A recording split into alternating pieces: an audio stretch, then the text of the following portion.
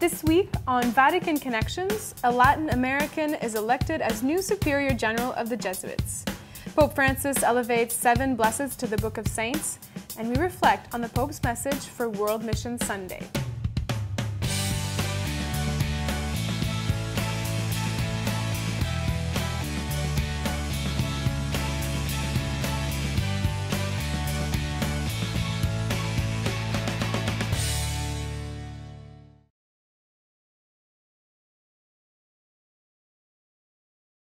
Hello and welcome, I'm Emily Callan.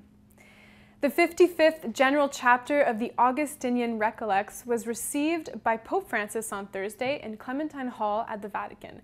They are a mendicant religious order. Making a vow of poverty, mendicant orders rely mainly on charity for their survival. The Augustinian Recollects were officially founded in the 17th century after a reformation of the Augustinian friars in Spain.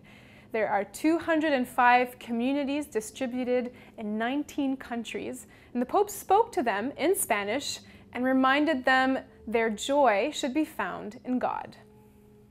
The theme of their general chapter is "All my hope lies in your great mercy.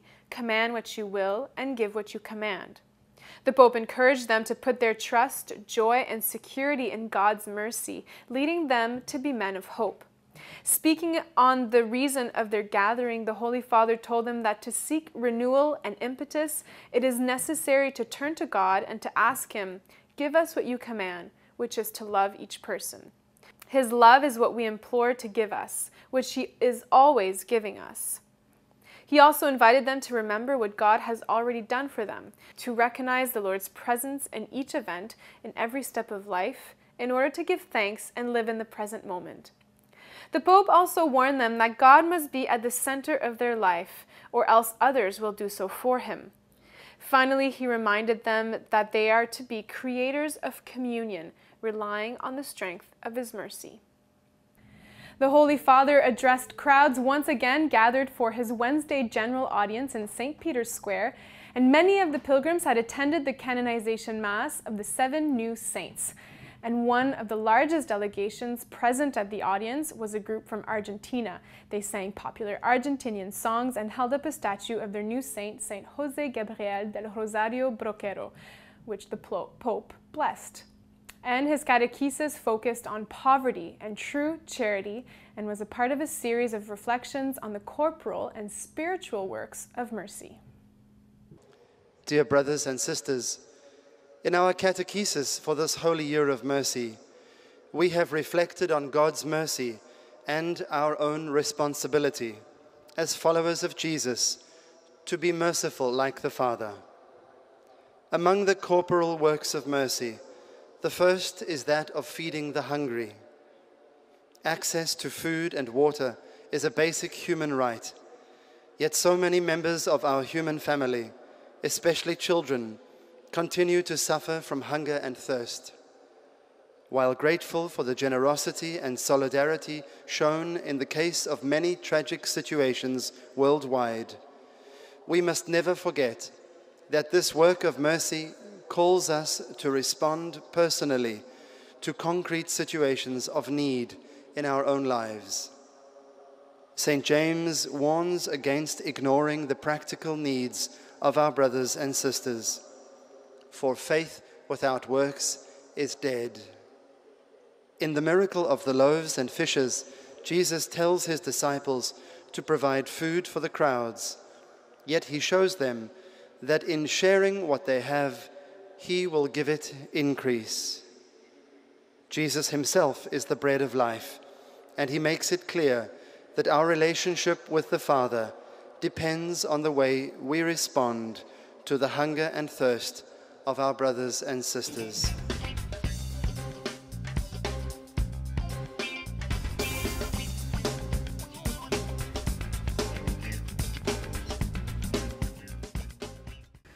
After announcing the new Cardinal 2 weeks ago, last Sunday, the Pope presided at the canonization Mass of 7 blessed in front of 80,000 people who filled St. Peter's Square for the occasion.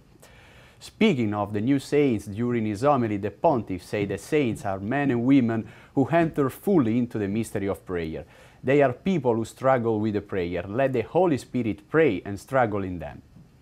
7 new saints from many parts of the world with unique stories lived at different times, but all are united in service to God in the name of their faith.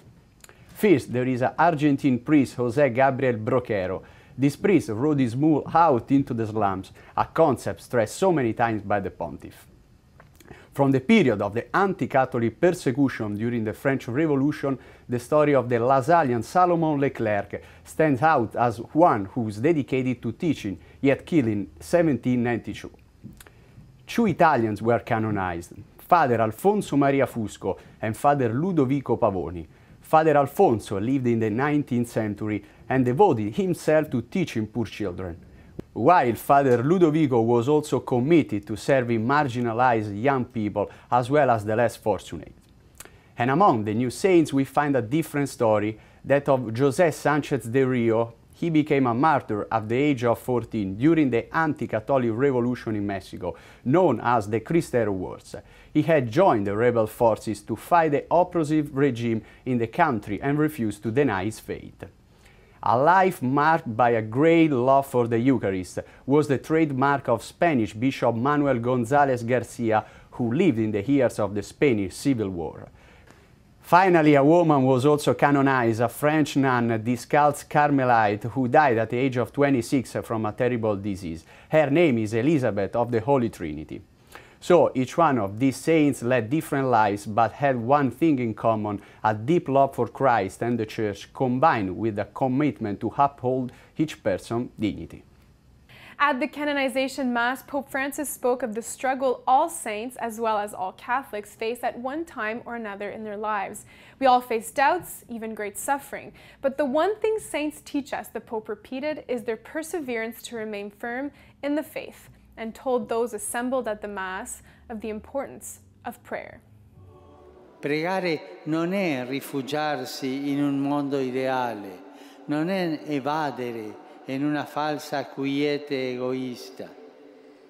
Al contrario, pregare è lottare e lasciare che anche lo Spirito Santo preghi in noi.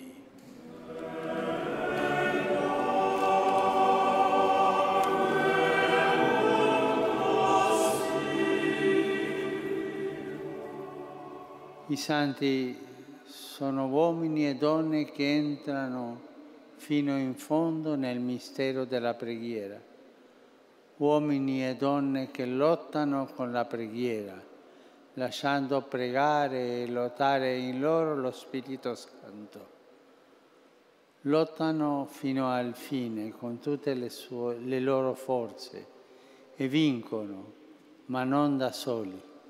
Il Signore vince in loro e con loro. Anche questi 7 testimoni che oggi sono stati canonizzati hanno combattuto la buona battaglia della fede e dell'amore con la preghiera. Per il loro esempio e la loro intercessione, Dio conceda anche a noi di essere uomini e donne di preghiera. The Pope held an audience with 7,000 grandmothers and grandfathers, as well as caregivers at the Vatican this week to celebrate Italy's National Day of Grandparents, which is typically marked on October 2nd. Calling it the Feast of Grandparents, he told them the Church looks to elderly people with affection, gratitude, and great esteem. Coming back to a topic he cares deeply about, he said that they represent the roots and memory of a people. Their experience is indispensable to look to the future with hope and responsibility. He therefore encouraged them to continue using their gifts for the good of their families, communities, and society. He emphasized their special call to develop a cultural life and to witness that every stage of existence is a gift of God. The Holy Father warned of the danger of the throwaway culture and spoke once again of the need for children to talk with their grandparents. They are in need of the elderly, of this continuous dialogue, he said. The people of Jordan witnessed the reopening of the memorial of Moses on Mount Nebo in Jordan, which took place over the course of 2 days last weekend. It officially opened after several years of restoration. A civil inauguration was held on Saturday, and on Sunday, special envoy of Pope Francis and prefect of the Congregation for Oriental Churches, Cardinal Leonardo Sandri, presided the religious rededication. He celebrated Mass and said that in this sanctuary our thanksgiving rises to the Father of all mercies and to the saints who heard the voice of God, believed his promise, and set out along the way.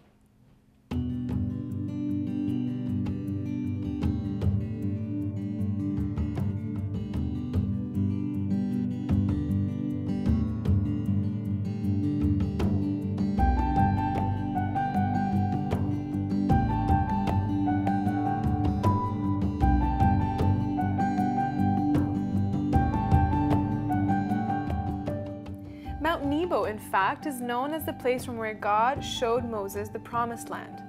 Cardinal Sandri went on to speak about the beauty of the shrine and its mosaics, which echoed the song of praise to the Lord, and thanked the many men and women who worked diligently to preserve it, as well as those who continue to pray in this place. Quoting Pope Francis, who describes the person of faith as one who remembers, the memorial of Moses suggests more than a distant time that is no more. Caring for this shrine, he said, means desiring to remain in that singular experience that God granted to his servant Moses.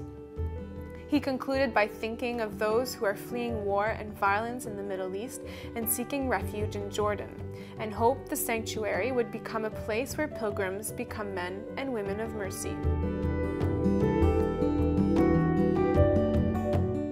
Last Friday in Rome, the Jesuits elected their new superior general. Father Arturo Sosa, a 68-year-old Venezuelan, is now the head of the Society of Jesus and replaces Father Adolfo Nicolas, who is retiring.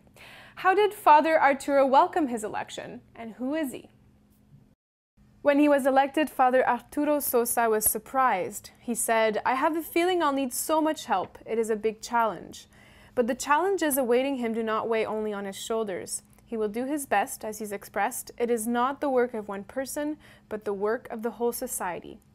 The Jesuit became the 30th successor of St. Ignatius of Loyola, and at the time of his election, he was the delegate for interprovincial houses of the Society in Rome for the past 2 years, and looked over the formation of Jesuits and other initiatives in Rome.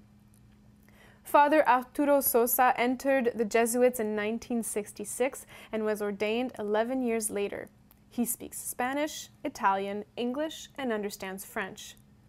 He also has a doctorate in political science, has written a number of works on that subject, was a member of the founding council for Andrés Bello Catholic University in Caracas, and was president of the Catholic University of Táchira, both in Venezuela, and for nearly 10 years was provincial superior in Venezuela. The former Vatican spokesperson, Father Federico Lombardi, also a Jesuit, however, clarified that despite Father Arturo's expertise in political science, he is not a politician, but someone who understands the reality of the world in which he lives. When he served as provincial superior in Venezuela, the society was divided on the issue of the dictatorship in place.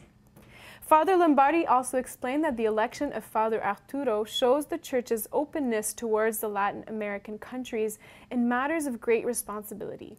In fact, the Venezuelan Father is the first superior general of the Jesuits from Latin America. The decision was made by 212 Jesuit electors who were acting as representatives to the nearly 17,000 Jesuits serving all over the world. They were gathered over the course of a week for their general congregation in Rome. And the good news made its way to the ears of Pope Francis, probably the most well-known Jesuit in the world, before the announcement of the newly elected Superior General was made to the public. As part of the Pope's initiatives during the Jubilee year, the Holy Father accomplishes acts of mercy privately once a month on Friday. And last week, being one of his last stops, he made a surprise visit to SOS Children's Village in Rome, where children under 12 are cared for. There are 5 houses, each overseen by a house mother, and 6 kids live together in one house. The boys and girls, accompanied by staff from the center, showed the Pope the village's green space, explained the Holy See press office. It has a mini soccer field and a small playground. The press office said they also showed their rooms and their toys, and the Pope listened to their stories and stayed for a snack. The Pontifical Council Cor Unum announced last Friday that the Pope is sending a $100,000 donation to regions struck by Hurricane Matthew, namely Haiti. In their communique, the Council established an initial contribution in this emergency phase. The donation is to be used to support aid works in favor of flood victims and is intended as a first and immediate concrete expression of the sentiments of spiritual closeness and paternal encouragement of the Supreme Pontiff with regard to the afflicted persons and territories. The Holy Father responded to an appeal made by Caritas Haiti after the hurricane claimed 1,000 people, affirmed the Council's report.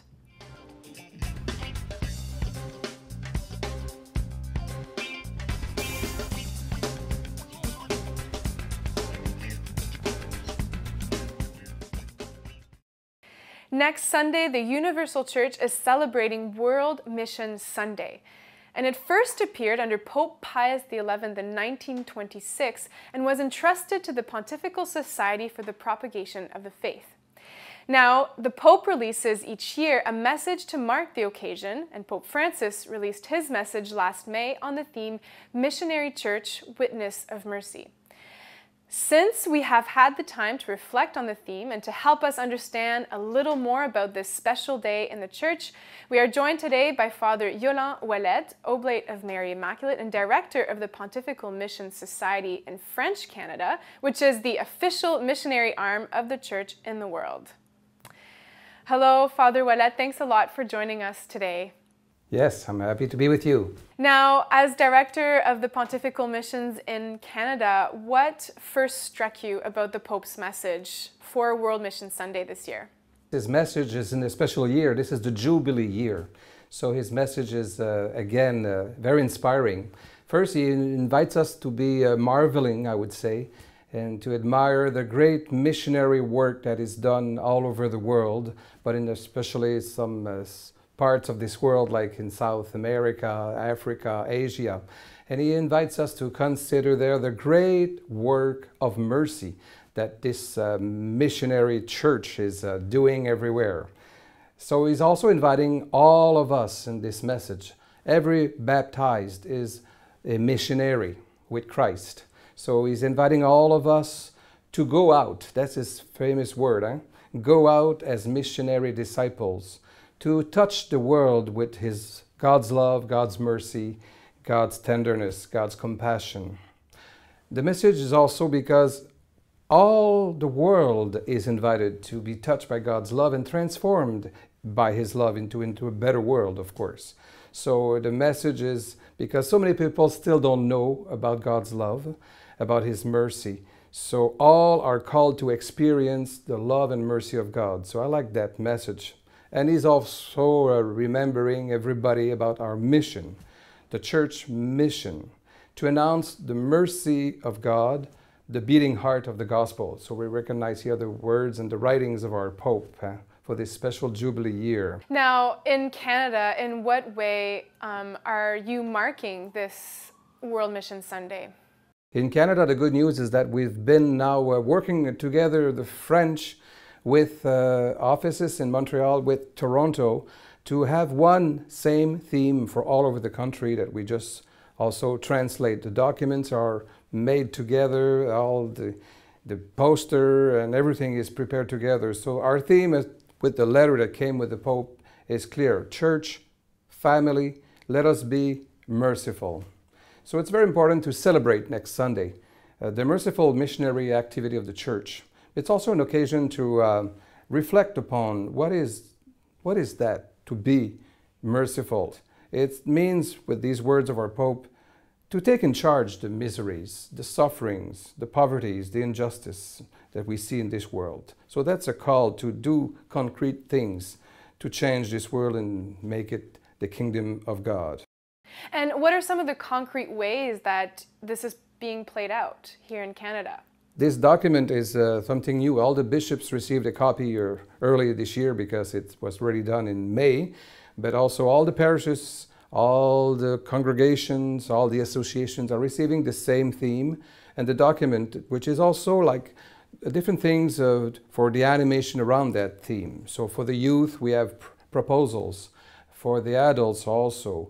For a reunion of prayer, we also have a celebration of the Word that we can do during this month. And by the way, we're talking about a month. It's not just a Mission Sunday. It's This is the whole month. It's so important to remember that this is a month because we need that to remember that this is the center, the central reason of the Church. It is, we're a mission. We have, and I would say things in another way too. Yes, we say that the Church has a mission, but I would say more clearly that the mission of Christ has a church. That puts things clear. Because we cooperate to the great missionary who is Christ, who was sent by the Father to save our world. And does it change anything to mark this special occasion in the Church? What does it change for the Church in Canada, for example? Well, for the Church in Canada, we have to show mercy and to develop mercy in our needs. You know, I was walking in the streets of Montreal right now coming for this interview. Well, just an example of one city of Canada, Montreal, where I am, where I'm speaking right now, there is poverty in the east part of Montreal, and then the more you walk west, it's rich. It's another city here, it's another society, and another style of life too, and it's more expensive, of course, and everything, but this is a sign of that we have to care for the poor that are right here in our country. And some are very poor to finish the month right now, some are having a hard time. They don't have more cash in their pockets, and they still have to feed their children and take care of relatives around. So this is a reality right now that we have to just realize more. That's one example. Mm-hmm. And do you have maybe a final word of wisdom or words of encouragement for those of us who are trying to be a missionary church? You know, we also look on the news and we see a lot of violence. We look around and we see hateful events that we suffer, all of us. So I think it's a call for mercy. So I would say that this is a mission that we have to develop day after day. There's a month, but it's to remind us that day after day we have to remember the central reason of the Church and who are we.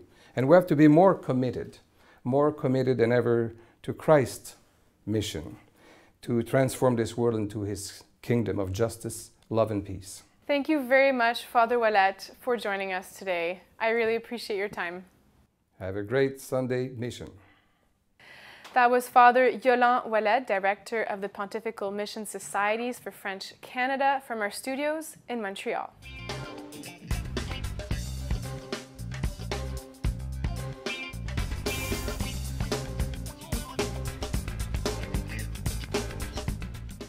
The same artist who brought the Super Pope back in 2014 has created a new graffiti of the Argentinian pontiff.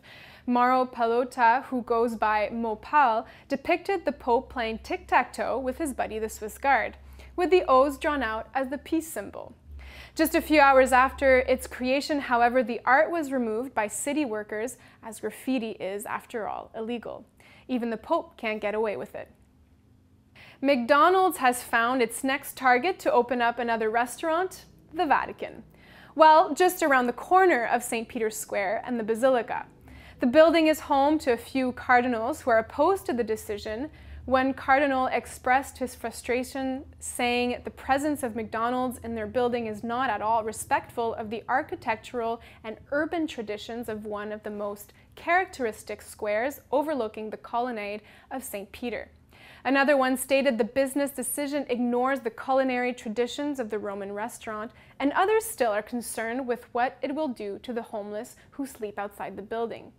Despite the critique, plans are moving forward, and the space will be rented out to the food chain for €30,000 a month. If you have any questions, don't hesitate to send them via Vatican Connections Twitter page at Vatican Connections. I'll be happy to answer them on our next episode. That's all for tonight. Thanks for watching. Take care, and God bless.